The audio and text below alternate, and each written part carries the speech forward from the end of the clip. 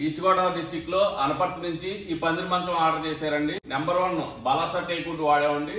Online లో ఒక photo మనకు పంపించారండి. ఆ ఫోటో ప్రకారం సేమ్ అలా తయారు చేసామండి. ఇది హెడ్ బోర్డ్ అండి. ఇలా ఆకులు కొమ్మలతోటి డిజైన్ చేసామండి. పైన ఇలా లత వర్క్ అండి. పూర్వం మన మనుబాయిలలో గుమ్మాలకి ఇలా ఆర్చిల కింద ఉంటాయండి. అలాంటి ఆర్చ్ డిజైన్ ఎంట్రన్స్ ఇలా మండపంలా కనిపిస్తుంది మీకు మంచం అంతాను. ప్రతి పిల్లర్ పైన ఇలాగా రుబ్రోల్ పత్రం టైప్ డిజైన్ వచ్చింది. చాలా అందంగా ఉందండి. పిల్లర్కి అంత హ్యాండ్ వర్క్ అండి చేసింది అంతాను. ఇక్కడ కలపూ డిజైన్ వచ్చిందండి. కింద మళ్ళీ లత వర్క్ వచ్చిందండి.